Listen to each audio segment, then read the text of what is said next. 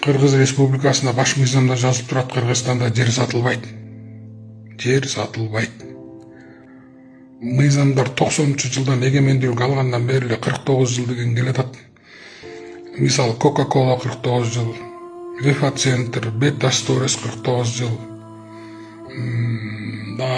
Кант цементти шиферный завод 49 жыл жердин астында. Эгер чет өлкөлүктөр ээлик кылган болсо, ошолор 49 жылга гана колдоно алат. Жерди үстүндөгү мүлктү кошуп колдонот.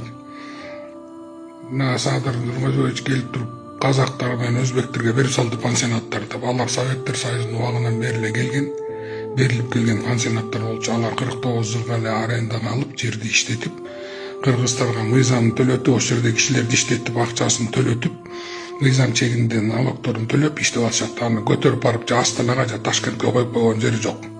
Бул Балбак деген ысык көлдүн баарын сатып ийди, ошол жерге жарандарга квартира алып, Кытайлар каптап кетти, Бишкекти дейт. Көптөн бери эле бир гана ысык көлдө салынган, уруксаат берилген эмес квартира, мүлк алганга. Кыргызстандын баарында бар болчу. Мен ошол мыйзамды өзгөртүп эле 8000 жаран квартира алган, мүлк алган. Алардын ичинде ошол Coca-Cola бар, Сум бар, Хаят Реженси бар, ошондойлор бар. Ал эми тиги көлдүн жээгинен квартира алуу гана жок болуп калган, убагында эмне себептен өтпөй калганын билбейм. Карабайсыздарбы, канча гостиницалар, канча пансионаттар салынып атат. Алардан Россияда жүргөн канча Россиянын гражданин болуп жүргөн кыргыз жарандар бар, келип ала албай атат, ошолор алат. Ким кааласа алат, биз деле бар Анталиядан, Аланиядан, Америкадан, дүйнө жүзүнөн квартира алып атпайбызбы? Туугандарыңар деле болсо керек. Элдин түшүнбөгөнүн айынан ушундай чатактар болуп атат.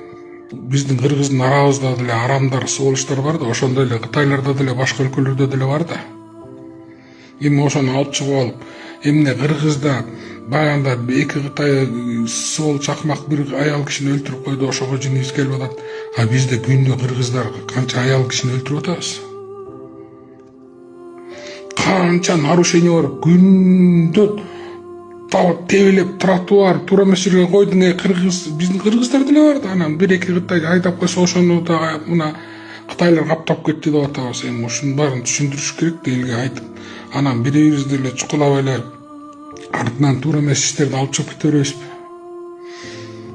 Эгер улутка коркунуч келе турган, санда өсүп кете турган болсо, өкмөт бир эле мыйзам менен токтотуп эле баарын айдап чыгат. Бир эле мыйзам менен баарын улутташтырып алып койсо болот, контрдей сыяктуу. Бирок анда бизге ким ишенет? Бизге ким инвестиция кылат?